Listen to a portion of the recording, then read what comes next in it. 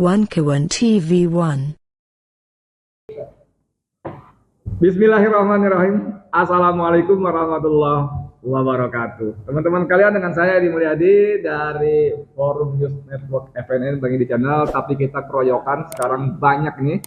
Ada Mimbar Tub, ada Politik Islam Official, ada apa? Wankawan TV1, ada Ato Sastro, ada Salwa Media, banyak ya. Ada 214 channel ya. Mudah-mudahan, amin. Teman-teman sekalian, sore ini saya dengan sejumlah tokoh yang ampun deh ya, nggak ada matinya, on terus ya. Di ujung sana ada Bang Marwan, Dr. Marwan Batubara, pentolan petisi 100, bara kemar, apalagi orang banyak ya Bang, pokoknya ya. Semuanya wadah perjuangan ya. Di tengah ada Mayor Jenderal Sunarko, mantan Komandan Jenderal Kopassus, yang terus membersamai kita semua dalam menegakkan amar ma'ruf nahi munkar ya. Dan sebelah kiri saya ada manusia merdeka, saya Didu, Sekretaris Kementerian BUMN periode 2005-2010 yang baru melepas ini beban dengan sangat lega kemarin di Kesultanan Banten hari Rabu, Selasa ya. Ketika secara serentak bahkan Sultan Banten mengomandoi rakyatnya, laskarnya untuk melakukan perlawanan terhadap PSN PIK 2. Dan semboyannya sangat bagus, ditulis di spanduknya, Banten bukan Singapura dan tak akan pernah menjadi Singapura. Biasa ya? Ya. Di kanan saya juga ada jagoan pengacara senior kita, Pak Rambut Uban, DHL, Damai Ari Lubis. Ini kita mulai dari Bang Said itu yang kemarin juga, kalau teman-teman agak lihat ke belakang ya, kamera itu ada RTRW, Rencana Tata Ruang Tata Wilayah untuk Kabupaten Tangerang. Nah ini bagus, betul, saya kasih pengantar sebentar. Ini bagus sekali karena ternyata peta PSN selama berbulan-bulan tidak pernah dibuka di publik. Kemudian dengan izin Allah setelah Bang Said itu dan sejumlah tokoh serta masyarakat melakukan perlawanan, baru pelan-pelan dibuka. Kira-kira paling banter sebulan yang lalu kita dapat surat keputusan Menko Perekonomian tentang perubahan daftar PSN. Dan pada nomor 218 ada PSN yang di PIK 2 itu. Kemudian ada surat dari Komite Percepatan Pembangunan Infrastruktur prioritas juga menyebutkan begitu, dan cuma di Kosrati 1.755 hektar. Ternyata kita tahu merambah sampai 8 kecamatan lain di Kabupaten Tangerang dan 1 kecamatan di sana. Nah, selanjutnya saya serahkan ke Bang Saidin. Silakan Bang. Monggo. Terima kasih. Assalamualaikum warahmatullahi wabarakatuh. Waalaikumsalam. Saya perlu mereview dulu karena masih banyak publik kurang paham, kadang-kadang ada PIK 1, PIK 2, PIK lain-lain seolah-olah. Terus kami jelaskan, PIK 2 itu adanya di Pantai Indah Kapuk. Itu luasnya 1.100 hektar yang dibangun sekitar tahun 90-an. Itu PIK 1. Nah, yang kadang-kadang dianggap negara dalam negara, yang pernah timbul isu pernah dulu tidak boleh bendera merah putih di sana. Di jembatannya, yang pernah dulu ada wartawan diusir karena mau mendekati Pantai Indah Kapuk 1. Nah itu Pantai Indah Kapuk 1 yang berada di Jakarta. Yang publik serang ini terus seakan-akan Pantai Indah Kapuk 2 ini di Jakarta juga. Iya, termasuk saya tadi. Padahal Pantai Indah Kapuk 2 itu adalah awalnya itu sebenarnya Pantai Indah Kosambi. Karena di samping Kapuk, Kecamatan Kapuk, Jakarta berbatasan dengan Kecamatan Kosambi, Tangerang. Sehingga disebutkan Pantai Indah Kosambi sebenarnya. Nah, tahu-tahu muncullah yang lain-lain. Nah, ini perlu saya jelaskan bahwa sepertinya memang ada skenario perselingkuhan terhadap proyek PIK 2. Karena kita lihat terbuka di wawancara Tempo kan menyatakan bahwa Aguan pemilik PIK 2 itu menyatakan bahwa dapat perintah untuk membangun fasilitas di IKN. Nah, orang menduga terus status PSN PIK 2 itu sebagai apa? Karena ujuk-ujuk muncul itu diumumkan 30 Maret oleh Menko Perekonomian setelah menghadap Presiden. Presiden menyatakan menyetujui menambah PSN termasuk PIK 2 dan BSD. Nah, kita tahu semua bahwa pemilik PIK 2 dan BSD adalah orang yang diminta membangun di IKN. Ya kan, diminta oleh membangun di IKN. Nah, diperintah. Nah, jadi kalau ada pihak menyatakan, sangat tidak salah kalau kita menduga bahwa itu adalah hadiah. Karena kenapa hadiah? Karena SK tentang PSN PIK 2 itu baru keluar 15 Mei dari Menko Perekonomian. 15 Mei berarti 1 bulan setengah.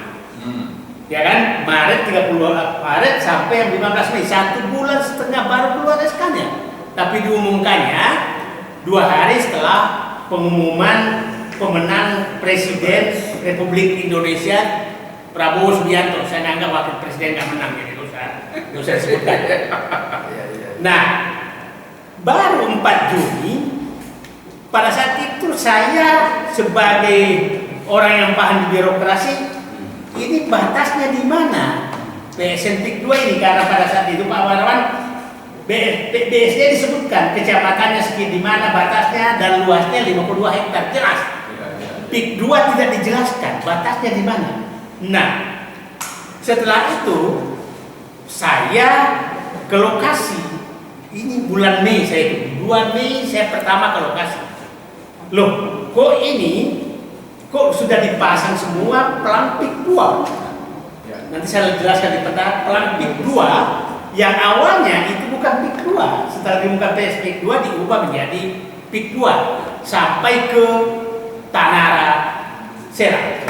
Nah, pertanyaan saya muncul, ini ada apa di balik ini?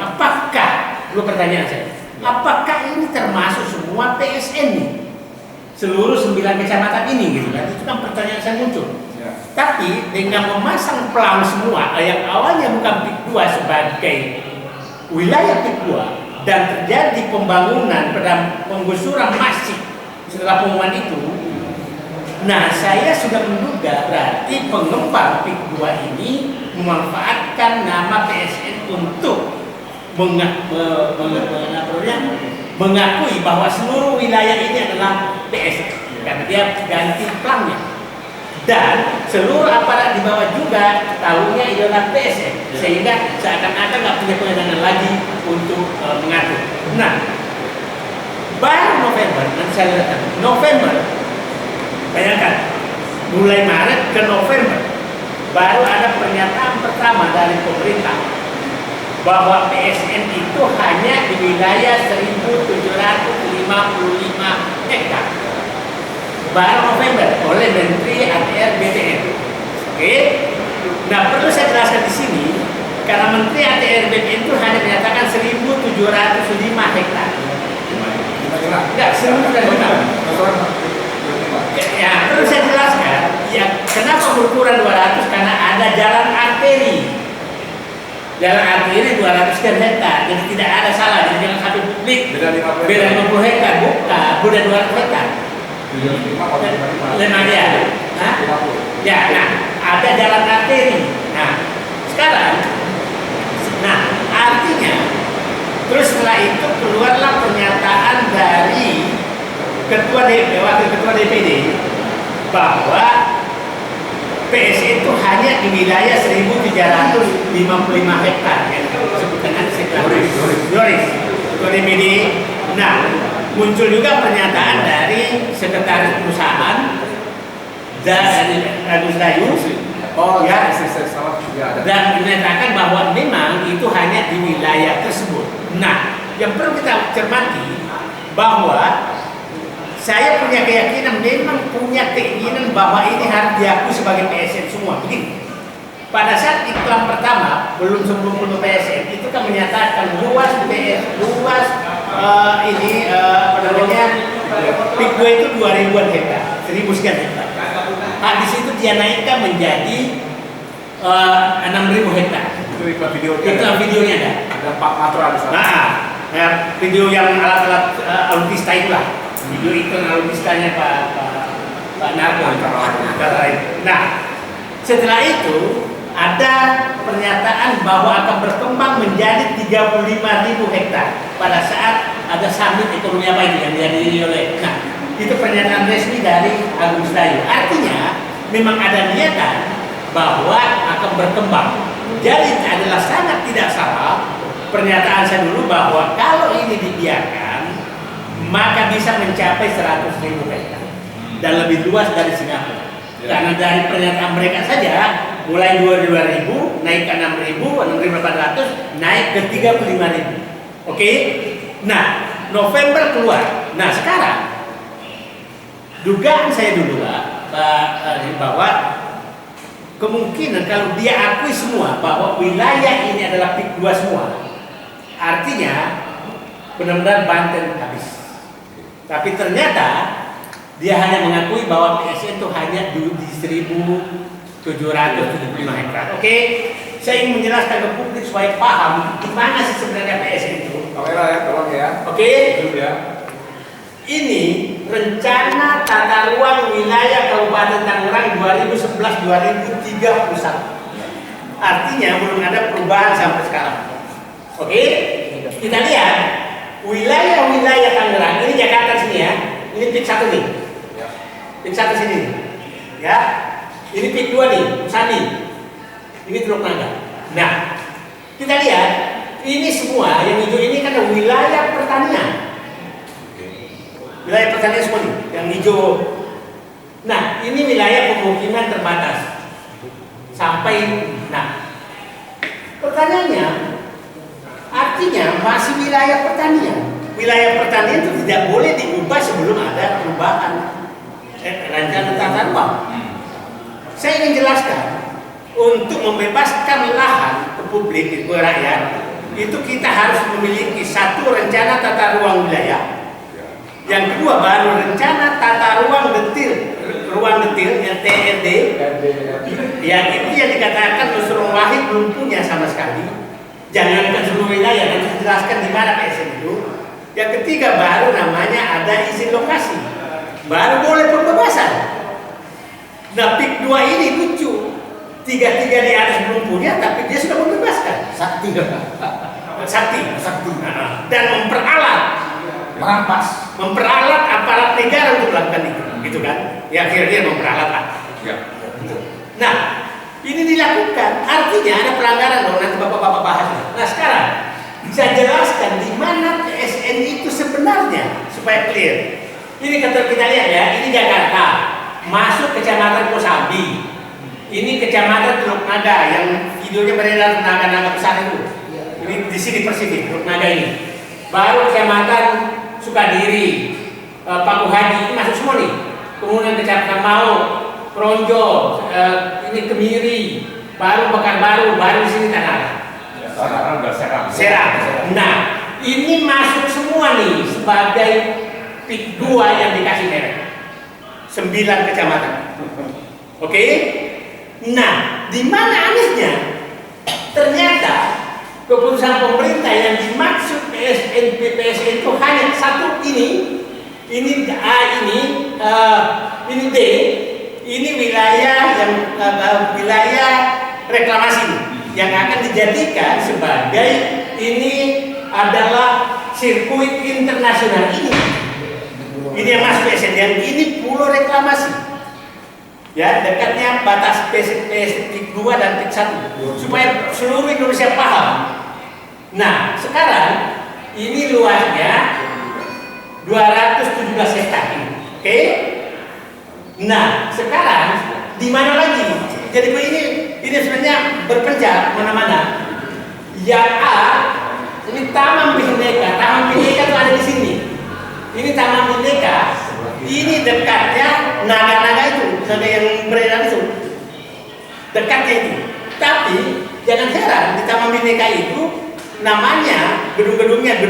gedung usaha, gedung apa.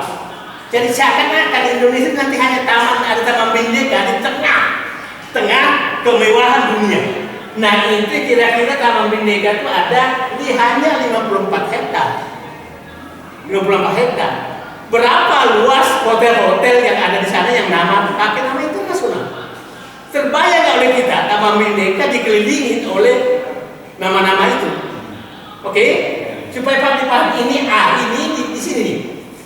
Nah, di Teluk Naga perbatasan dengan Kecamatan Pakuai. Sekarang setelah itu ini B1 B2 ini adalah golf dan kebun binatang. Ini lapangan golf dijadikan proyek strategis nasional. Ini di sekitar Desa Kohot, Kecamatan Pakuai. Ini samping Sungai Cisadane bagi yang paham. Nah ini laut ya. Nah ini adalah lapangan golf internasional. Nah setelah itu ada kebun binatang ini di sini. Safari Zoo. Nah Safari Zoo taman safari lah. Kira-kira. Nah sekarang di mana lagi? Nah lagi D tadi saya bilang ini adalah Eko. Nah ini ada di sini. Mana tadi di atas? Bukan ini nih. Ini D. Ini C ini wisata mangrove. Ini Sungai Tahang nih, dengan Sungai Tahang nih. Nah ini ada hutan mangrove. Ya, ini Sungai Tahang yang dikenal jalan pipa Pertamina. Ini memang mangrove di sini. Mangrove ini. Terus baru terakhir adalah di daerah Krondo ini ekowisata itu 687 hektar ini biru. Nah, artinya PSN itu hanya wilayah-wilayah ini menyebar dan itu wilayah yang benar yang dikatakan Pak Nusron Wahid ada 1.500 hutan lindung, betul. Menurut ini hutan lindung dan lain-lain. Nah, sekarang pertanyaan, jalan arteri 234 hektar. Ternyata dibayangkan jalan arteri dijadikan sebagai proyek strategis nasional. Nah, saya nggak tahu yang menentu arteri apakah jalan tol yang dibangun sekarang atau jalan arteri, tapi yang tertulis di SK-nya jalan arteri. Nah, sekarang kenapa yang PSN hanya ini? Kenapa yang dibebaskan di sini? Atas nama PSK, PSN, PIK 2. PSK lagi. Nah, Anda bisa bayangkan hanya di sini 1.500 hektar, tapi dia bebaskan kasih pelang semua seluruh kecamatan di sini menjadi PSN, termasuk tanah. Nah, publik bisa paham bagaimana perselingkuhan hukum hampir terjadi di negeri ini dan hampir Banten habis karena perselingkuhan hukum. Nah, ini perlu dipahami karena supaya clear betul oleh kita di mana perselingkuhan itu terjadi. Sangat jelas bahwa PSN itu hanya titik-titik tertentu, tapi kenapa membebaskan area? Pertanyaannya sekarang, apa landasan hukum PIK 2 dan seluruh aparat melakukan pembebasan, penggusuran, pengurukan terhadap tanah rakyat? Yang saya katakan tadi bahwa kalau melakukan penggusuran itu harusnya punya izin lokasi dong.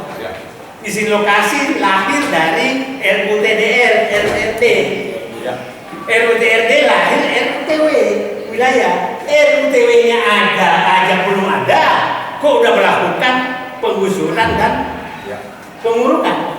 Nah, jadi saya hanya ingin menyarankan kepada seluruh publik Indonesia, siapa tahu hal seperti ini sudah terjadi di seluruh Indonesia. Ya, sangat mungkin. Di Jakarta aja dilakukan, apalagi di Kalimantan sana. Ya jauh. Sumatera sana, Aceh sana. Nah, ini perlu kita advokasi semua ke bawah. Jadi agenda kita bukanlah PIK 2. Agenda kita adalah agar Indonesia tidak diambil alih oligarki dengan perselingkuhan hukum bekerja sama dengan penguasa. Karena ini terjadi pasti kerjasama dengan penguasa. Nggak mungkin tak? Bagaimana semua aparat itu ikut mendukung program ini padahal tidak ada landasan hukumnya. Yang paling menarik kan, Tangerang itu kan ditempel kantor pembebasan lahan PT Pupuk Mandiri Lestari didukung oleh Abdesi. Pertanyaan saya, dasar hukum apa Abdesi mendukung? Karena ini bukan program pemerintah. Yang jelas-jelas sudah diakui oleh pejabat pemerintah dan pengembang bahwa PSN hanya berada di lokasi-lokasi ini.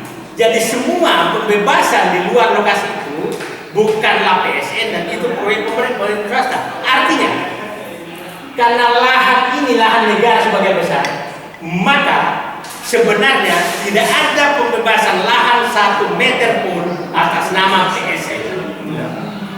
Kecuali mungkin yang tadi adalah golf course sama safari zoo. Mungkin itu ada pembebasan lahan. Di luar itu tidak ada. Jadi saya berharap seluruh masyarakat yang dibebaskan atau akan dibebaskan harus menggunakan haknya. Kami tidak mau dibebaskan sebelum lengkap RUTW, RUTR, rencana tata ruang detail, izin lokasi, dan terjadi mekanisme pasar. Tidak boleh sama sekali ada pemaksaan. Itu saya pikir peta ini harus kita edarkan seluruh Indonesia supaya publik paham bahwa hampir terjadi perselingkuhan hukum yang sengaja ditutupi. Bukan hampir terjadi. Sudah. Nah, ini sengaja ditutupi oleh mereka agar tidak ketahuan dan tawang Allah sehingga kita masih bisa mendapatkannya. Terima kasih. Assalamualaikum warahmatullahi wabarakatuh. Ya. Jadi seperti kata Bang Said itu tadi, memang ada upaya menutupi informasi kepada publik sehingga publik tidak tahu bahwa batas-batas PSN itu di mana saja. Dan tadi seperti dipaparkan Bang Said bahwa aduan dengan pengembang PIK 2-nya itu memanipulasi, ya. Kalau bahasa orang hukum menyelundupkan hukum sehingga seolah-olah semua wilayah yang dibebaskan itu seharusnya PSN, sehingga dia bisa membayar harga tanah dengan sangat murah 50.000, bahkan beberapa wilayah sampai 30.000, 25.000, dan menjualnya bukan hoax tapi ada baliho-baliho besar antara 20 juta sampai 36 juta rupiah per meter persegi. Saya kira itu sudah cukup gamblang, tapi yang paling bagus diserahkan juga bahwa rakyat harus tahu. Kemarin di depan Sultan Banten kita ingatkan juga, kalau ada yang masih bergerilya, karena Bang Said dulu menemukan bahkan notaris pun sampai bergerilya, siap siaga di lokasi-lokasi untuk segera membuatkan akte jual belinya. Kalau ada begitu-begitu lagi, tanya kepada mereka, pastikan ini wilayah PSN atau bukan. Kalau bukan, saya mau jual kalau harganya cocok, ya kan? Mau tawarin 5 juta ke 10 juta per meter, kalau enggak, ya udah nggak usah beli. Oke, selanjutnya kita masuk ke Mayor Jenderal Sunarko. Ini ada majalah Tempo yang saya nggak ngerti, tapi kemudian kita mendapat semacam blessing ya, bahwa ternyata Aguan mengaku dipaksa. Istilah Tempo Indonesia diperintah oleh Jokowi untuk membangun IKN seperti disebut Bang Said tadi, ya kan? Dan itulah sebabnya kita semua yakin bahwa PSN yang kita ditandatangani 2 hari setelah pengumuman kita itu adalah hadiah dari Jokowi atas dukungan backup penuh Aguan dan para taipan di IKN yang untuk menyelamatkan muka Jokowi. Istilah Aguan, kami mesti menjaga wajah presiden, bukan begitu. Nah, kemudian di pengantar yang menarik, Pak Mayor Jenderal Sunarko, itu Tempo menulis Aguan meninggalkan kantor di PIK 2 pukul 17.55 dengan ini Pak, dengan mengendarai Range Rover warna hitam berplat nomor Mabes TNI. Lalu di belakangnya dikawal mobil patroli polisi. Nah, soal ini sebetulnya Bang Marwan Batubara sudah memberikan informasi kepada saya. Kapuspen TNI ya sudah memberikan penegasan bahwa tidak boleh kendaraan TNI dikendarai kecuali oleh personel TNI. Nah, sebagai jenderal yang pernah juga menduduki posisi-posisi penting dan strategis di TNI Angkatan Darat, mohon perkenan Mas Sunarko memberikan penjelasan. Monggo.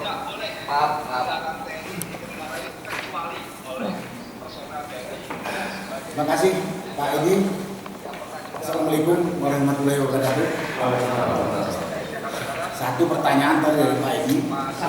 Aduan menggunakan kendaraan dengan berplat dinas Mabes TNI. Terus terang saya katakan itu adalah ilegal. Lihat, karena plat nomor kendaraan dinas itu hanya untuk kendaraan dinasnya TNI. Memang banyak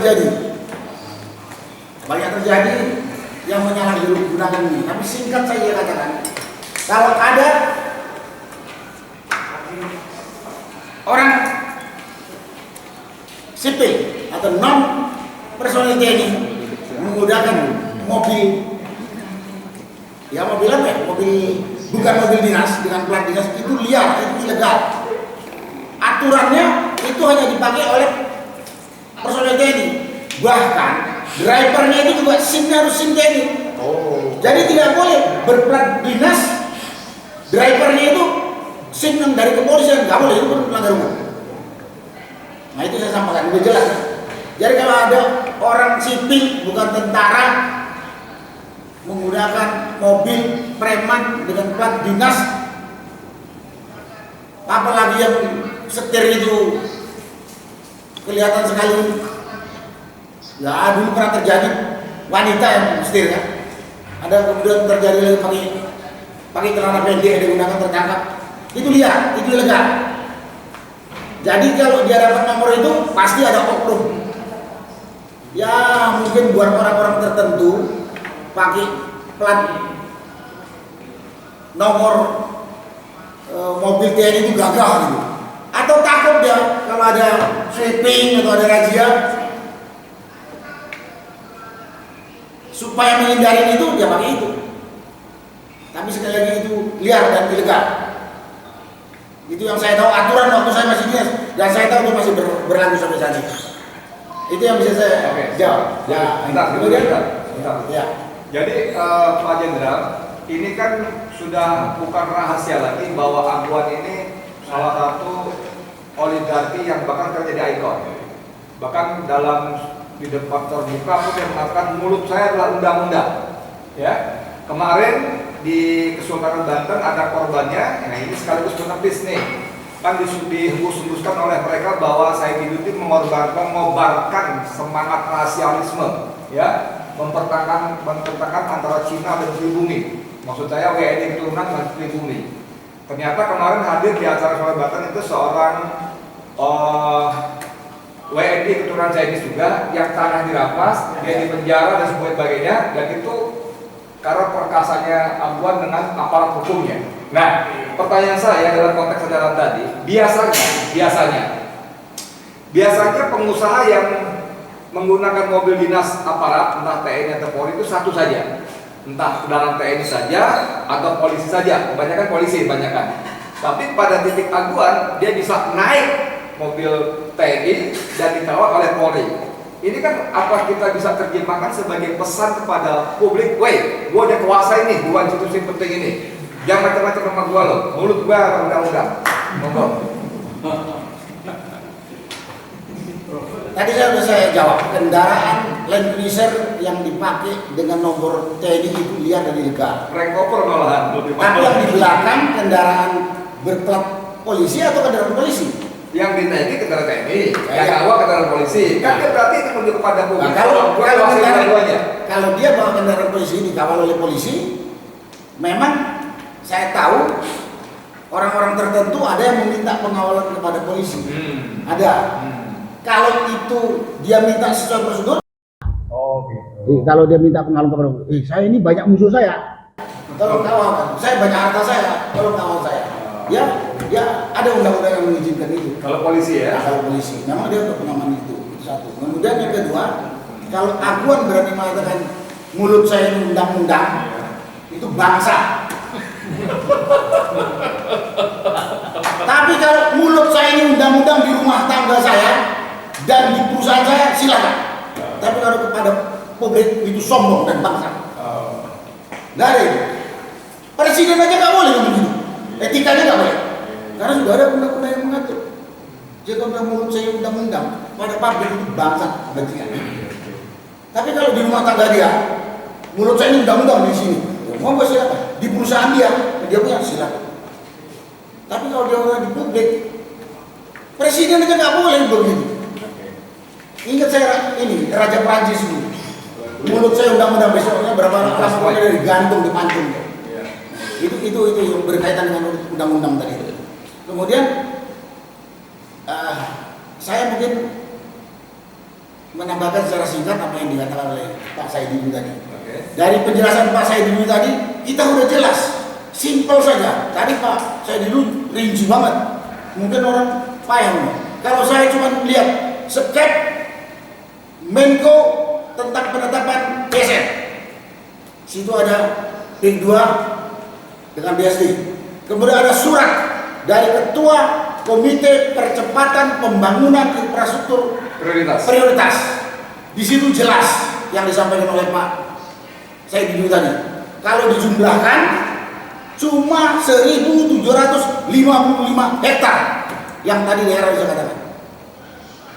Dari 1.755 hektar itu yang harus dibebaskan dari rakyat juga nggak sampai ratusan karena yang lain memang tanah negara. Tapi faktanya sekarang dia udah ribuan penjara ke 8 kecamatan di sebelah baratnya sampai di satu kecamatan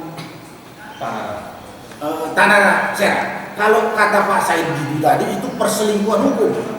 Kalau istilah saya enggak perselingkuhan, itu penipuan publik,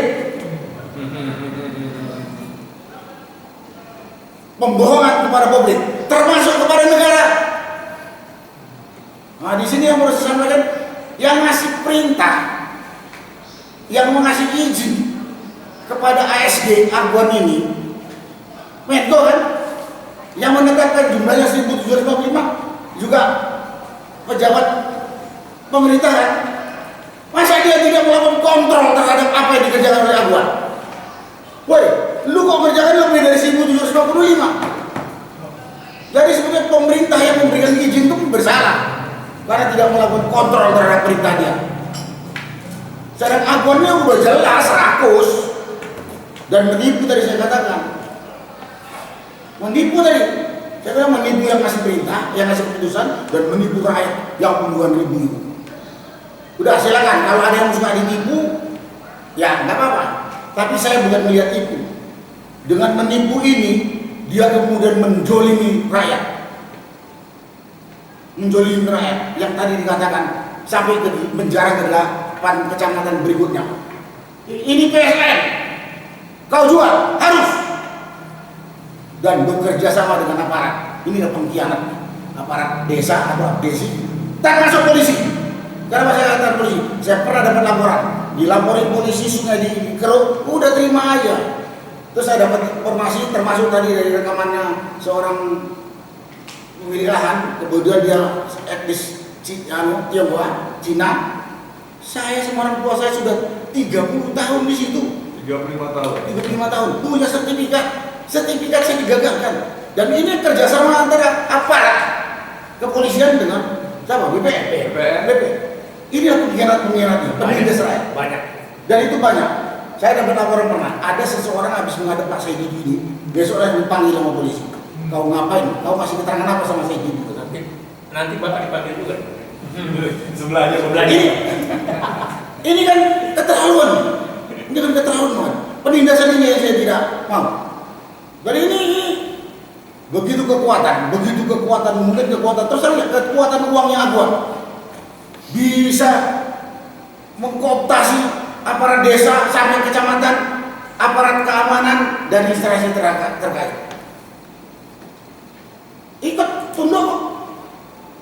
Buktinya kemarin Pak Saidin itu dilaporkan sama salah satu, bukan salah satu, ketua BSI Tangerang, dia nggak mau provokasi, yang diomongkan fakta ini. Dan ini, jadi saya konsennya kepada penindasan dilakukan oleh pengusaha, didukung oleh penguasa. Yang jadi korban itu rakyat miskin, rakyat yang makan gaya susah. Dan ini yang pengembang ini kan orang kaya.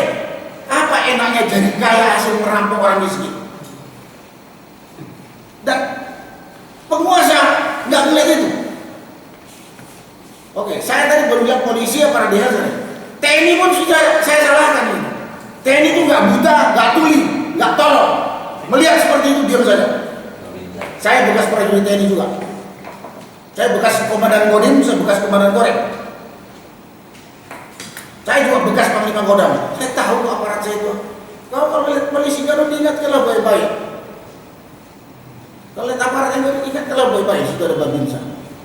Saya belum dapat laporan dengan Babinsa atau dan Ramil ikut-ikutan. Tapi dia masih tahu. Kok diam saja? Nah kalau kata Pak Dami Hari Lubis, kalau kita melihat sesuatu pelanggaran hukum, kita lihat, kita diam saja, ikut dosa kan? Betul kan? Ikut juga berbuat kejahatan. Nah situ. Nah itu di dalam agama juga ada ajarannya. Itulah yang saya katakan. Karena itu pada kesempatan ini, yang pertama saya minta para aparat yang telah dikooptasi oleh pengusaha rakus ini, berhentilah kamu jadi begundalnya pengembang rakus ini. Dosa kau dan sampai hati kau. Rakyat miskin diperas sama orang kaya, kau diam saja. Ya kalau kaya dulu, jeripayah usaha yang baik, halal, mau silakan nikmati. Lah saya kaya sih ngerampok rakyat kecil itu apa enaknya sih? Apa enaknya? Di samping itu, saya sebagai warga negara, saya juga orang Banten karena saya tinggal di Banten, melihat penjara seperti itu luar biasa. Saya bilang, saya terus ingat backdrop yang dibuat oleh Kesultanan Banten. Banten bukan Singapura dan tidak akan jadi Singapura selamanya. Tapi tadi mungkin kurang yang disampaikan oleh Pak Saidi. PIK 2 yang sudah dibangun itu dipasang tembok kayak tembok Berlin. Betul kan Pak? Jadi PIK 2 yang sudah dibangun dipasang kayak tembok seperti tembok Berlin yang udah roboh itu. Sepanjang hampir 23 km kan. Pikir saya kalau dibiarkan kita diam saja, mungkin yang 100.000 hektar itu dipagar juga kayak itu. Apa terjadi? Mau jadi apa kita? PIK 2 itu saya udah katakan sekarang calon negara dalam negara. Sekarang menurut saya calon negara dalam negara. Ngelihatnya dari pagar itu aja. Dan kesenjangan antara dalam pagar dan luar pagar kayak siang dengan malam. Kesenjangan kehidupan rakyat itu. Silakan lihat. Mau jadi apa negara kita? Dan yang terutama saya menuntutnya pada pemerintah. Pemerintah itu harus menjaga kehidupan, memperhatikan kesejahteraan, terus menjaga keadilan rakyat. Bukan tambah senjang kehidupan seperti sekarang ini gitu. Ya, jadi kesenjangan tadi, ketidakadilan tadi nyolok di depan mata. Terus penindasan tadi nyolok di depan mata. Ya, saya berharap pemerintah ini tentunya dari tingkat kementerian, kalau nggak tingkat presiden yang ambil keputusan, hentikan. Kalau tidak saya juga bilang sama rakyat, kau punya hak tuh jaga rakyat, jaga hartamu, jaga asetmu.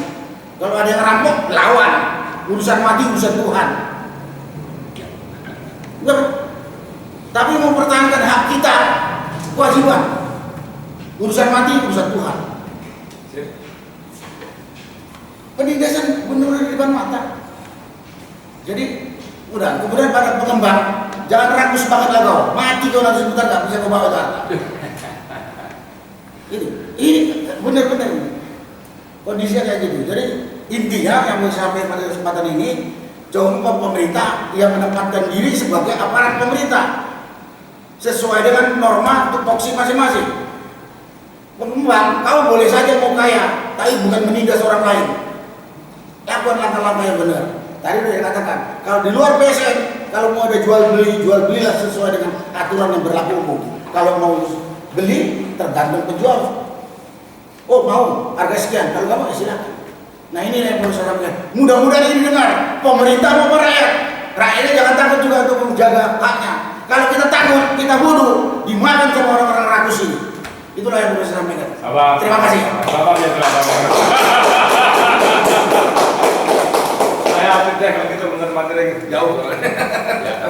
Jadi gini, oke, makasih Pak Hayardin Sunarko. Kita geser ke Bang Marwan Batubara. Bang Marwan, ini dari pihak sana termasuk oleh para petugas juru bicaranya ada Wakil Ketua DPD Yoris Serawai, terus ada Anwar lah kalau Aidit ya, itu mengatakan bahwa PIK termasuk Hendro Priyono ya, Hendro Priyono betul ya? Iya, betul. Itu mengatakan bahwa PSN PIK 2 ini menghidupkan ekonomi rakyat, membuka lapangan kerja dan sebagainya. Dalam logika saya yang sudah beberapa kali mendampingi Bang Said itu ke lapangan, justru yang ada rakyat yang punya penghasilan lewat tambaknya, lewat sawahnya, berhenti kehilangan penghasilan. Tambaknya diuruk, sawahnya diuruk, gitu kan? Nah, gimana nih Bang? Monggo silakan. Waalaikumsalam warahmatullahi wabarakatuh. Saya kira kalau soal di mana ya ini harus kita lawan gitu kan. Ya. Dan itu mereka terus menebar ancaman dan kebohongan. Ya. Kejahatan ini ditutupi dengan kebohongan dan dilakukan oleh orang-orang yang punya jabatan tinggi atau bekas jenderal misalnya. Maka saya kira kita harus terus bersuara dan melawan ini. Karena faktanya memang ini adalah satu kesatuan, ya, apakah itu di lingkup pengusahanya maupun di penguasanya, termasuk yang namanya Yoris itu kan juga orang bekas pejabat di perusahaannya Aguan. Oh. Ya, Hendro juga sama lah itu. Ini kan satu paket ini. Karena itu saya kira mereka harus kita counter, dan kita dengan penjelasan Pak Said tadi sudah menjadi sangat yakin bahwa telah terjadi konspirasi kejahatan sistemik untuk menindas dan memiskinkan rakyat oleh aparat negara dan penegak hukum. Ya, ini yang melakukan, dan itu fakta di lapangan sudah menunjukkan bahwa pengusaha ini misalnya menggunakan nama perusahaan Pupuk Mandiri Lestari. KML ini pemiliknya adalah Aguan 50% dan Salim 50%. Dan ini kan seolah-olah nama dari Aguan atau Pani itu disembunyikan. Yang beroperasi menindas dan memiskinkan rakyat itu ya si MKL ini, ya, KML, Pupuk Mandiri Lestari. Mereka lah yang beroperasi. Bagaimana melakukan pembebasan, padahal tadi urutannya itu adalah bahwa ada RT RW, ada RT RD, ada izin lokasi, baru ada yang namanya kegiatan pembebasan lahan. Nah, ini tidak terjadi, dan ini bisa lancar dilakukan. Kenapa? Karena ada aparat negara dan aparat penegak hukum yang ikut mendukung bagaimana ini supaya lancar dilakukan. Tapi yang jadi korban itu rakyat, menjadi miskin, ditindas, asetnya dihargai murah, lalu lapangan pekerjaannya hilang, kemudian akar adat istiadatnya juga hilang, termasuk tadi yang sudah berpuluhan tahun tinggal di sana itu jadi tercerabut dari bagaimana mereka sebetulnya selama ini hidup. Dan itulah yang saya kira perlu terus kita suarakan. Dengan semakin ke belakang ini semakin banyak fakta bukti yang menunjukkan terjadi penindasan dan kejahatan sistemik oleh penguasa dan pengusaha yang kita sebut sebagai oligarki. Maka ini harus terus kita lakukan perlawanan, tidak boleh berhenti, tidak boleh kendor. Nah, bagaimana arogannya Aguan ini misalnya? Saya sedikit mundur ke soal penggunaan mobil tentara TNI, ya. Saya kira Aguan sudah menunjukkan diri berada di atas lembaga yang namanya TNI. Ada panglimanya di sana, atau presiden kita itu kan TNI. Masa lembaga TNI yang begitu terhormat, ya, punya fungsi untuk pertahanan negara itu direcehkan oleh Aguan? Masa yang panglima itu harus mencari-cari alasan untuk menjustifikasi arogansi ini? Atau masa yang namanya Presiden Jenderal Prabowo mendiamkan saja kelakuan yang arogan ini? Saya kira tidak bisa dibiarkan. Saya kira Prabowo harus menunjukkan bahwa dia benar-benar prajurit TNI prajurit Sabta Marga dan tidak mau lembaga yang menghasilkan dirinya sebagai jenderal itu dilecehkan oleh Aguan. Itu satu hal. Tapi hal lain yang lebih penting adalah bahwa semuanya ada di bawah genggaman Aguan, termasuk tadi yang namanya Hendro atau Yoris. Maka saya kira Prabowo itu sangat penting untuk segera membersihkan orang-orang yang ada di kabinetnya, yang bisa saja disusupkan atau bagian dari Aguan untuk supaya PIK 2 PSN ini tetap berlanjut. Yang harusnya dengan kejahatan yang sudah semakin terbukti ke belakang ini harus segera dihentikan. Yang namanya status PSN itu harus segera dicabut. Ya, bisa saja dengan menawarkan proyek 3 juta rumah yang datang dari Marwara. Tapi ini adalah dari Aguan. Ya kan, udah bisa saja bahwa yang namanya Prabowo merasa wah ini adalah sesuatu yang mendukung, padahal bisa saja ini adalah perangkap untuk supaya Aguan ini bisa tetap melanjutkan proyek PSN keduanya. Termasuk juga yang namanya Nusron. Nusron bilang akan bisa diselesaikan. Yang tadi Pak Said bilang itu yang namanya RT/RD.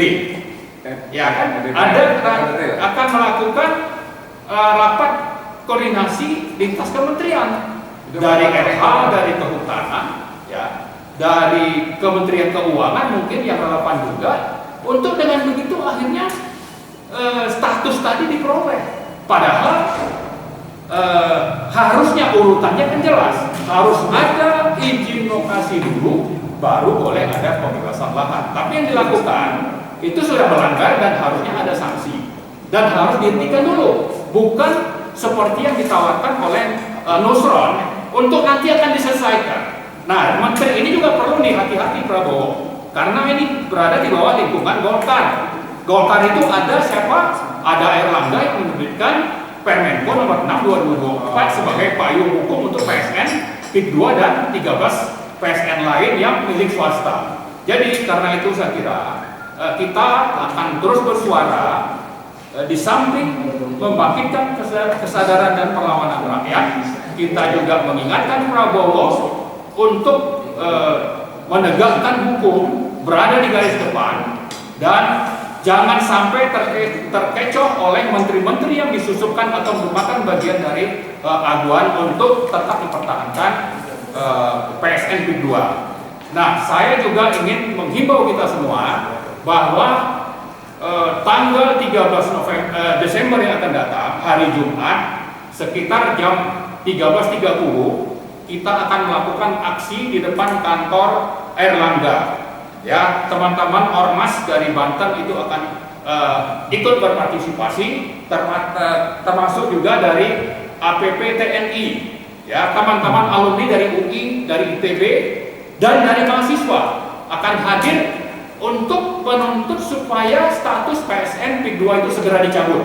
Ini satu, saya kira semacam pengumuman ya kepada kita semua, kepada rakyat, untuk mari berbondong-bondong kita berpartisipasi dalam aksi tersebut untuk kita bisa membebaskan penindasan dan pemiskinan yang dilakukan oleh oligarki, terutama ada Aguan di sana, ada Salim di sana sebagai pengusaha, tapi ada Jokowi di sana sebagai mantan presiden yang menjadi bagian dari oligarki ini dan masih berperan di kabinet Prabowo. Dan saya kira Prabowo harus membersihkan orang-orang ini, ya, kalau ingin supaya dia dapat dukungan dari rakyat. Artinya pemerintahan Prabowo kalau ingin mendapat dukungan rakyat maka harus membersihkan orang-orang yang pro oligarki di kabinetnya, terutama yang namanya itu adalah Arab atau yang namanya Nusron, satu paket dengan Golkar misalnya, ya, kecuali mereka tobat.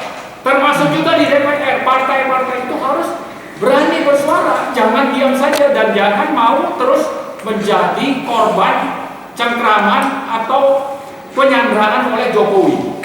Saya kira banyak partai-partai yang disandra oleh Jokowi dan ini harus, saya kira, segera melepaskan diri supaya kedaulatan negara dan rakyat itu bisa tegak di Indonesia. Saya kira begitu. Oke,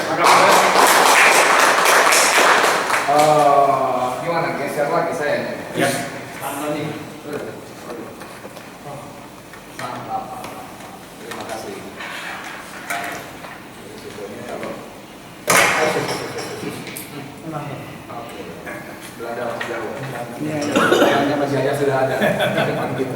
Oke, terima kasih Pak Marwan Batubara.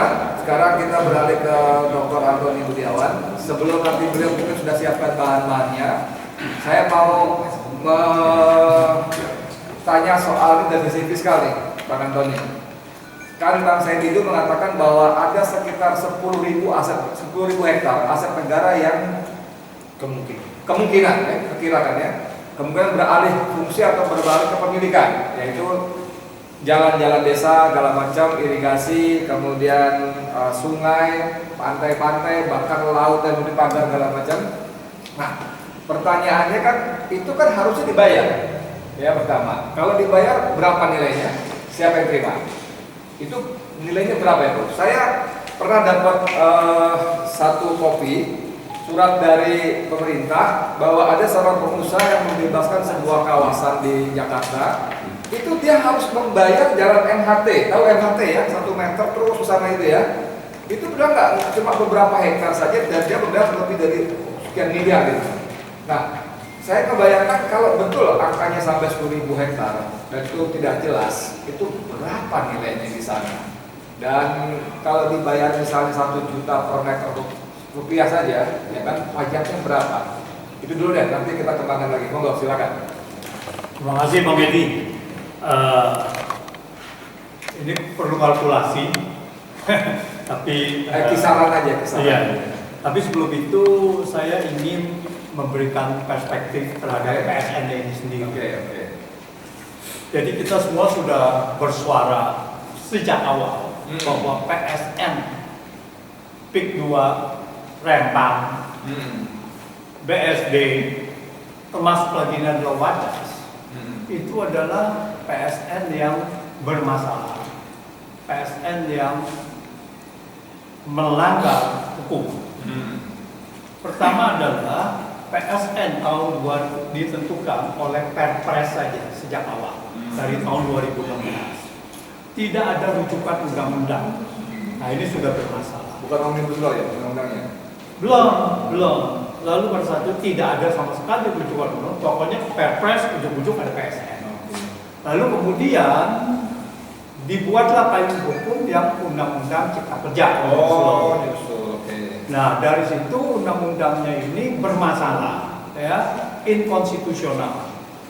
Lalu kemudian dibuatlah Perpu Undang-Undang Cipta Kerja yang juga bermasalah, manipulatif, karena dianggapnya bahwa di situ ada kegentingan memaksa, ya, dengan ada krisis ekonomi global yang tidak ada. Inilah manipulatif. Nah, atas dasar itu lalu kemudian PSN diaktifkan lagi. Itu yang pertama. Yang kedua adalah bahwa PSN di dalam Undang-Undang Cipta Kerja pun yang bermasalah, yang inkonstitusional itu, ini ada manipulatif. Bahwa yang boleh melakukan PSN ini adalah sebenarnya pemerintah dan pemerintah daerah atau BUMN atau BUMD. Jadi seharusnya adalah tidak boleh swasta untuk melaksanakan PSN itu gitu. Tapi kemudian itu di dalam Perpresnya itu adalah manipulatif gitu. Undang-undangnya sendiri manipulatif gitu ya. Contohnya manipulatif apa? Salah satu bahwa kalau untuk kepentingan umum maka harus diadakan yang namanya kajian akademis atau apapun ya. Nah, ini tidak ada. Jadi untuk kepentingan umum diadakan, tetapi untuk PSN itu dilewati saja prasyarat itu. Prasyarat itu dilewati saja. Itu pertama. Jadi dalam hukum ini sudah manipulatif sekali. Lalu kedua, kita tahu bahwa PSN ini ternyata adalah diusulkan oleh Kementerian Pariwisata dan Kreatif. Jadi Kemenparekraf itu masih Sandi ya? Masih Sandi. Itu kalau yang diusulkan di situ, dan di situ adalah 1.750 sekitar gitu ya, 55 hektar. Nah, di dalam penunjukan itu hanya lokasi. Tetapi siapa yang melakukan kan tidak ada. Lalu tiba-tiba keluar dari Kemenko itu mengenai list dari untuk PSN itu saya mengajukan. Lalu ditunjuk aja, dan ini penunjukan ini sangat bermasalah. Harusnya yang mengelola adalah kementerian atau badan atau pemerintah, ya. seperti kawasan ekonomi khusus. Itu kan yang mengelola kan institusi, atau seandainya ada yang mau mengelola ya silakan, tetapi yang nanti mau investasi kan boleh siapapun gitu kan. Ini tidak boleh diborong oleh dia sendiri, diinikan oleh seolah-olah ini adalah monopoli ini gitu. Nah, jadi ada satu kawasan, ada satu PSN yang harusnya siapapun itu yang boleh nanti meminta, saya mau membangun ini di sini, saya mau membangun hotel di sana, saya mau membangun ini di sini. Itu harus ada bidding gitu kan. Nah, itu adalah misalnya kalau di daerah reklamasi seperti di Singapura. Nah, kenapa Singapura menawarkan daerah reklamasinya? Itu ke beberapa pihak gitu. Misalkan ada Marina Sands gitu ya. Terus itu ada beberapa pihak kawan-kawan. Tidak boleh satu pihak itu gitu. Nah, ini sangat luas begitu dibuat oleh untuk satu orang aja ya, satu grup gitu ya, satu kelompok yang dimana terdiri hanya segelintir orang saja. Nah, di sini kemudian keluar fakta-fakta bahwa ternyata atas dasar desakan Said Didu, semua orang mulai berteriak kan gitu kan, ini salah nih, ini kemudian Menteri ATR, BPN ya. ATR Busro lalu mengatakan ini RT RW-nya bermasalah, terus ini bermasalah gitu. Jadi mulai terbuka. Nah, artinya pada saat itu kalau ini bermasalah, berarti apa yang dilakukan sebelumnya adalah tidak sah. Tidak ada RT RW, tidak sah, tidak boleh yang seperti Yoris mengatakan oke, nanti disusulkan. Mana bisa, gitu kan, nggak bisa. Itu mesti ada tatanan dulu dan sebagainya. Nah, jadi di sini yang menarik adalah kelihatannya dengan desakan-desakan begini dan mulai ada pemerintah institusi kementerian mengatakan bahwa ini bermasalah, lalu Aguan kelihatannya mulai terpojok, panik ya, mulai terpojok dia. Nah, begitu dia mulai terpojok, dia mulailah sekarang mencari jalan keluar. Ini kalau sampai digugat dan sampai memang benar-benar ini berapa banyak lahan yang sudah dibebaskan secara itu tidak sah, karena harus diganti lagi sama dia. Dan yang sudah dari hulu bagaimana gitu, semuanya itu harus direhabilitasi lagi sampai ke awal. Ini luar biasa, dan kalau ini terjadi, saya yakin Aguan akan bantu. Ya, nggak mungkin bisa biaya ini semua gitu. Nah itu, jadi dia kelihatannya sudah agak panik nih. Makanya ada wawancara dengan Tempo. tujuannya untuk Wawancara dengan Tempo adalah bahwa dia mencari alasan bahwa ini adalah bukan saya loh. Ini adalah saya diperintah yang dari IKN itu, ya, diperintah dari IKN apa segala harus menyelamati muka presiden dan sebagainya. Nah, jadi seolah-olah memang tuduhan publik bahwa di sini ada barter ini terbukti dari omongan Aguan sendiri. ini konfirmasi ya? Ya, ini konfirmasi gitu kan. Nah, bukan hanya Aguan saja yang panik, Jokowi panik. Kenapa panik Jokowi?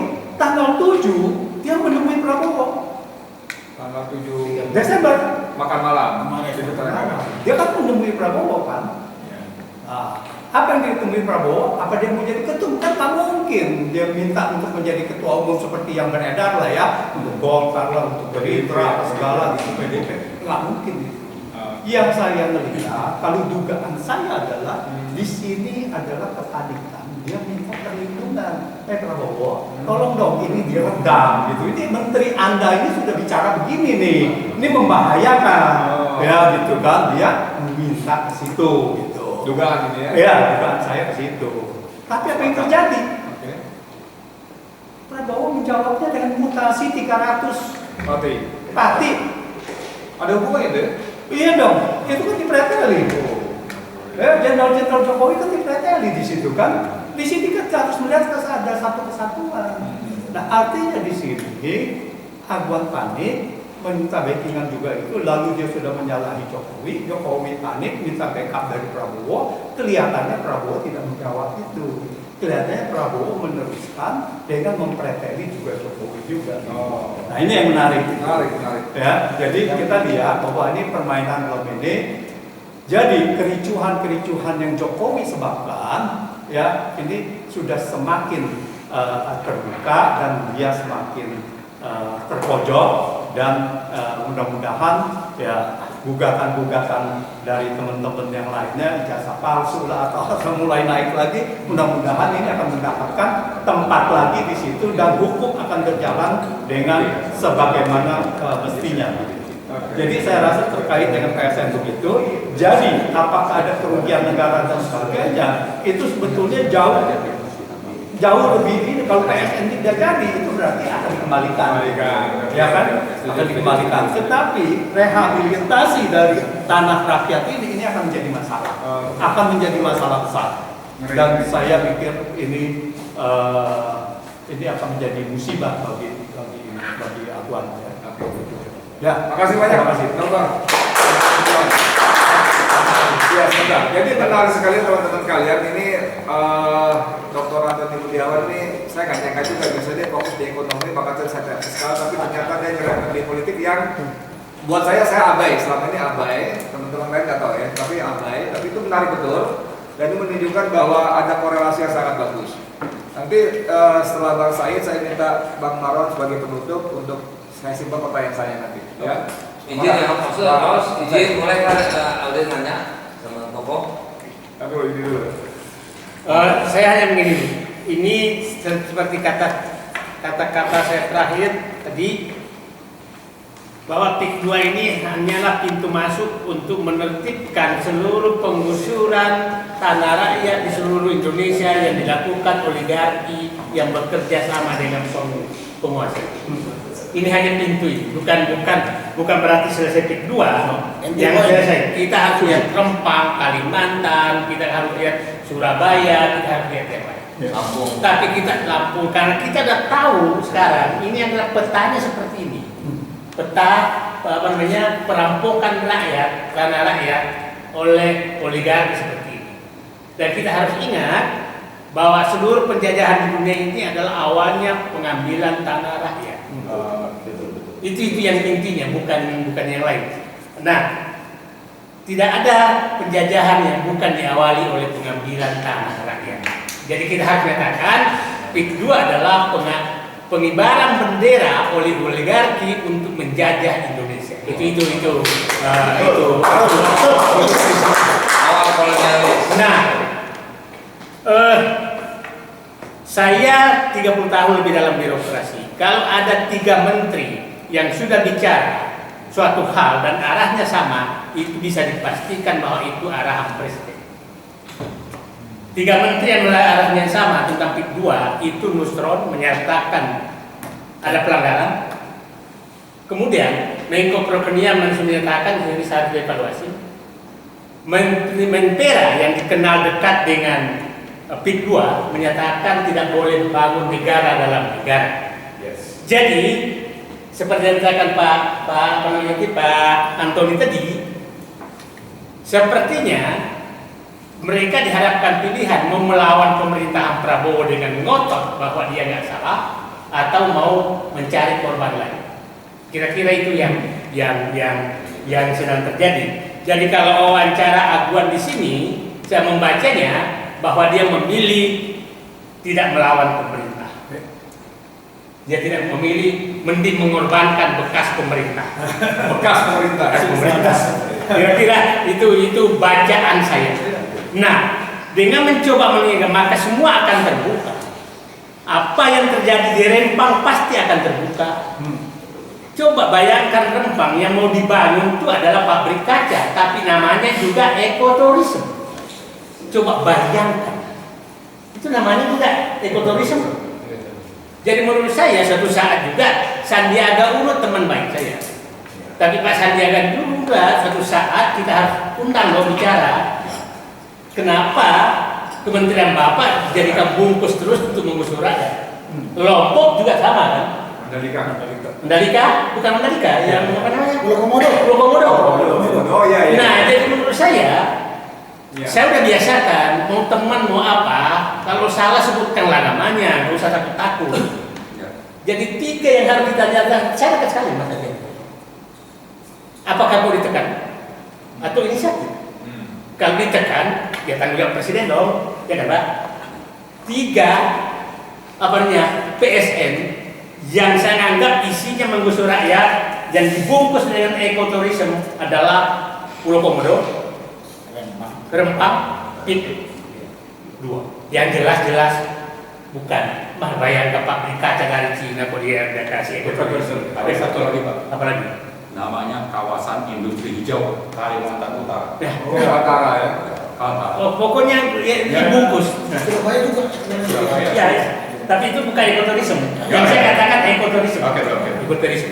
Ini pakai hijau ya. Ya. Hijau hijau. Nah, jadi mari kita menyatakan bahwa pengusutan terhadap penyelundupan hukum di PIK 2 adalah dalam rangka menyelamatkan negara Indonesia dari penjajahan yang dimulai oleh namanya bungkus PSN. Itu yang harus ada di kepala kita. Nah, bagaimana mengawali itu? Saya bilang begini, lihat peta ini, saya kembali ke peta. Ini sebelah tadi, ini kan PIK 1 nih, Jakarta nih. Kapuk, Pantai Indah Kapuk. Ya. 1. Ini Pantai Indah Kosambi sebenarnya namanya diubah menjadi Pantai Indah Kapuk 2, Kecamatan Kosambi. Bapak datang masuk dari pintu PIK, kan jalan itu satu, di sini kan dipagar semua, kan bisa jalan masuk. Itulah negara dalam negara. Nah, Anda ke sini sampai ke Teluk Naga Kosambi sini, ini sudah 35 km jalan dengan lebar 50 meter jalannya. Oke? Nah, apa yang terjadi di dalam? Ini petanya, RUTW-nya sampai Indonesia itu masih wilayah pertanian. Ini 2 kecamatan ini. Tapi Anda ke sana, tidak ada lagi wilayah pertanian, semua sudah rata dan ditawarkan dengan harga 22 sampai 50 juta rupiah per meter. Yang paling mahal adalah yang sebelah sini, 50 juta. Pinggir-pinggir sungai dan pinggir. Belinya cuma 50.000. Belinya. Nah, sekarang pertanyaan saya, nah, aset negara yang ada di sini, ini jalan, sungai, jembatan, irigasi, bekas-bekas musola, masjid, ganti ruginya kemana? Kan ibaratkan 2 kecamatan. Desi. Dan rata semua. Nah, kita yang berpengalaman, saya tidak lama beroperasi, mau menggeser tiang listrik saja satu, itu harus ganti dulu ke PSN. Kita mau menggeser 1 meter irigasi, kita harus ke PU ganti ruginya, dan harus ada buktinya bahwa sudah diganti rugi. Dan ganti ruginya berapa? Dan itu ada bukti pernyataan kebenaran negara. Jadi paling gampang mengungkap ini Pak Marwan, ahli hukum nanti, audit dulu aset negara berupa sungai, bantaran sungai, irigasi, jalan, kemudian pantai, laut, kayaknya semua itu irigasi itu dikumpulkan semua, dan itu ganti ruginya siapa yang terima dan di setor kemana dan berapa. Kalau itu tidak terjadi, maka seluruh pejabat yang bertanggung jawab itu harus masuk penjara karena sudah menjual, melepaskan aset negara. Nah, itu saja dulu dilakukan, apalagi kamu. Nah, terhadap wilayah-wilayah yang saya jelaskan tadi tidak masuk PSN, saya ulangi tadi, PSN kan hanya ini D, C, A, B, C, ini hanya titik-titik nih sampai di sini.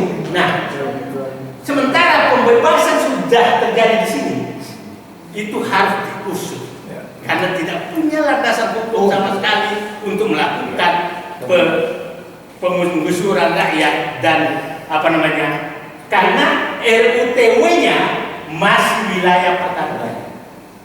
Jadi terhadap sawah-sawah tambak yang sudah diuruk karena melanggar RUTW, maka dia harus kembalikan pada fungsinya.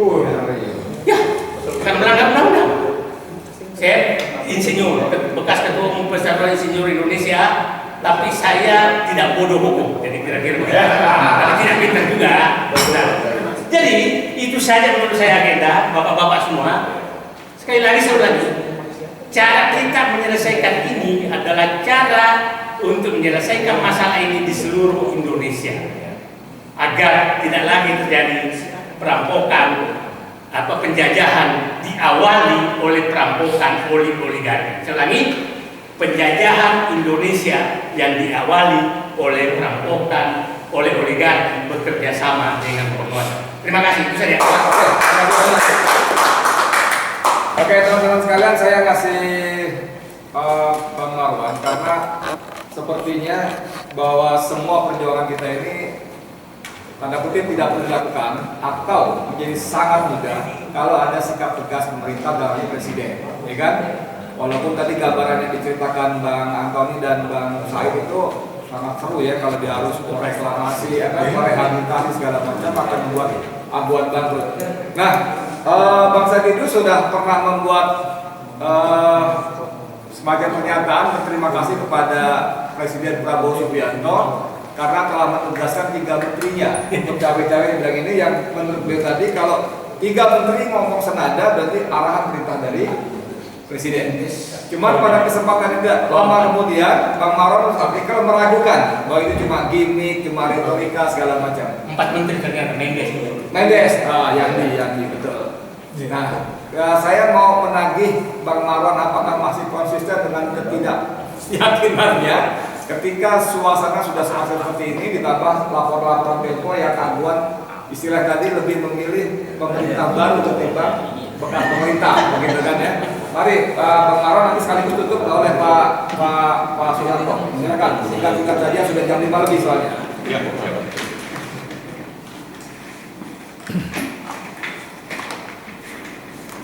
ya, begini, saya kira saya masih konsisten sepanjang belum ada sikap yang utuh dan tegas dari pemerintah. Oke. Ya, kalau misalnya Nusron sudah menawarkan untuk diselesaikan setelah ada rapat interkementerian misalnya, Ya. itu kan artinya ini kan suara Nusron ini bisa kalau memang itu perintah Prabowo, ini bisa juga diartikan sebagai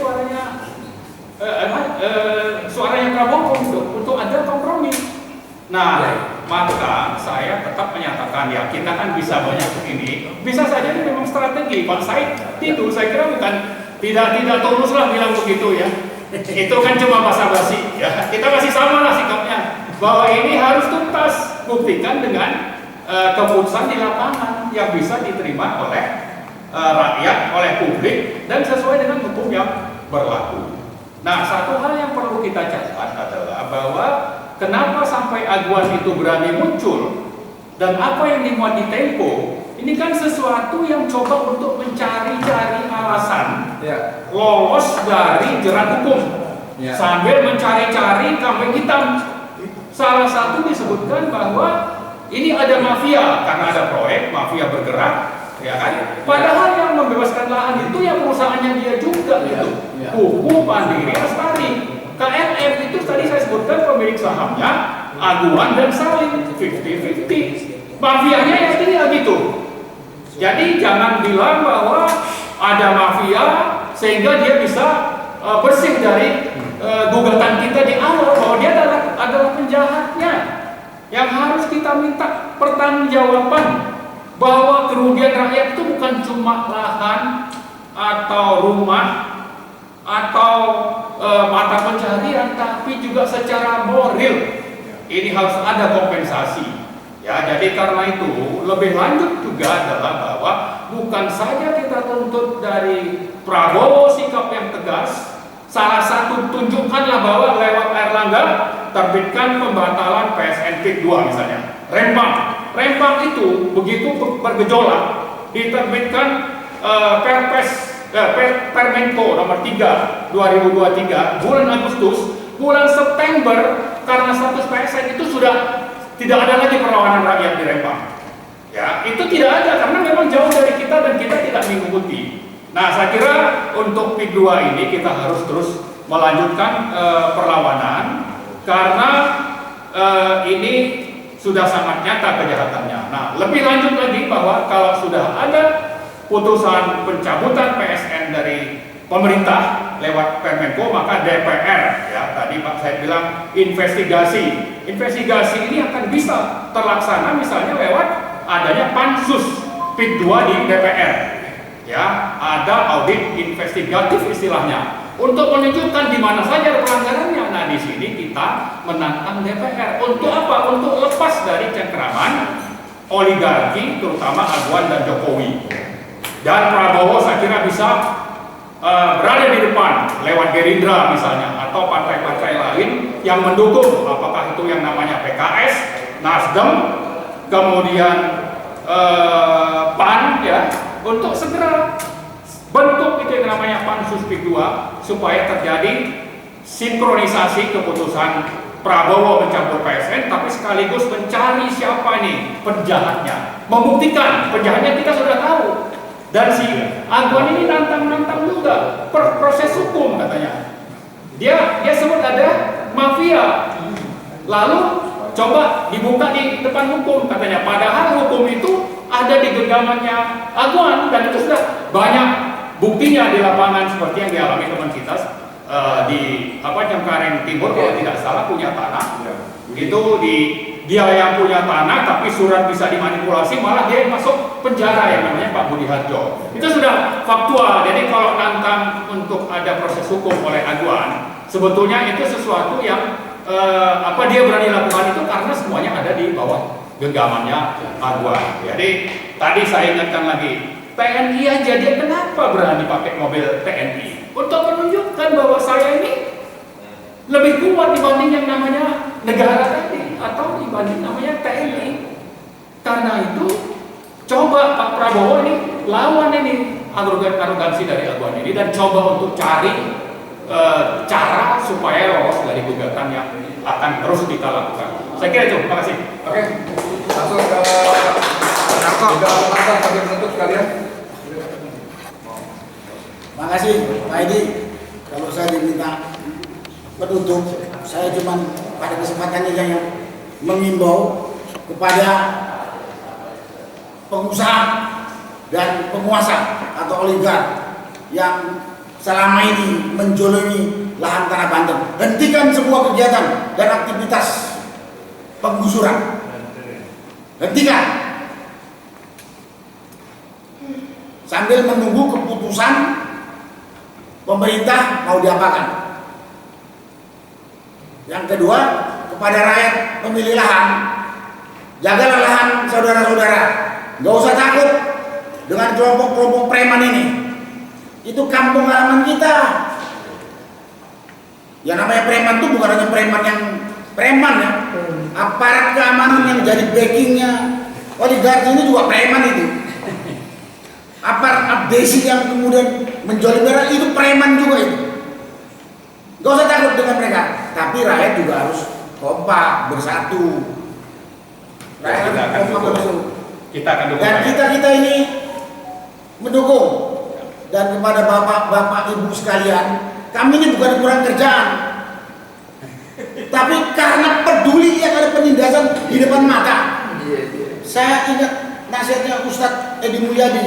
Kamu lihat ada penistaan depan mata, kok dia melihat dosa kamu katanya. Jadi setua ini pun saya ngomong terpaksa. Jadi terpaksa kita ngomong gitu. Dan juga ini kenapa? Karena perwakilan kita di legislatif diem saja. Baik DPRD kabupaten, DPRD provinsi, ya juga di pusat. Kita baru diterima oleh DPD RI Banten. Betul kan? Ya. Yang lain belum pernah kita diterima. Ya terpaksalah kita yang bersuara. Kita bersuara. Itulah yang bisa saya sampaikan. Rakyat juga jangan diam saja, tetap bersatu dan jaga aset. Itu kewajiban kita. Mudah-mudahan ini didengar, rakyat dengar, mulai bersatu, nggak bodoh, nggak takut, dan penindas ini juga mulai sadar.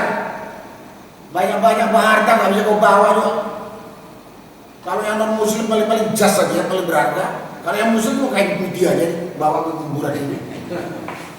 Kumpul harta banyak-banyak, bingung nanti. Malah yang hidup rebutan nanti. Itulah yang saya sampaikan. Terima kasih. Wassalamualaikum warahmatullahi wabarakatuh. Jadi saya kira teman-teman sudah jam 5:10. Terima kasih banyak atas perhatiannya kepada para narasumber. Selamat datang kepada Om Medi. Para narasumber, Pak Marwan, Jenderal Sunarko, Bang Zenidu, dan Bang Antoni, terima kasih banyak. Saya kira akhirnya ada beberapa pesan penting, yaitu tadi kalau kata Bang Zenidu, kalau soal aset negara di sini boleh diaudit, itu akan sangat bermasalah. Kemudian kalau nanti terbukti bahwa terjadi banyak pelanggaran, maka Aguan harus merehabilitasi dan mengembalikan fungsinya. Tadi Bang saya menunjukkan di kecamatan itu masih banyak, saya lagi deh. Banyak yang hijau ya. Ini pertanian dan semua sudah berubah. Ini kalau dia punya kewajiban mengembalikan fungsinya, kata beliau bisa bangkrut. Tapi di luar itu, ketika Nusron Wahid mengatakan Presiden akan mengkaji ulang dengan 4 parameter. Parameter pertama adalah mendukung ketahanan pangan, maka sudah bubar semuanya. Bubar ya. Boro-boro ketahanan pangan, justru yang ada sumber-sumber pangannya ditutup semua. Saya kira demikian obrolan sore kita, mudah-mudahan bermanfaat. Saya Dimulyadi, berkepengen menunjukkan yang terbaik. Assalamualaikum warahmatullahi wabarakatuh.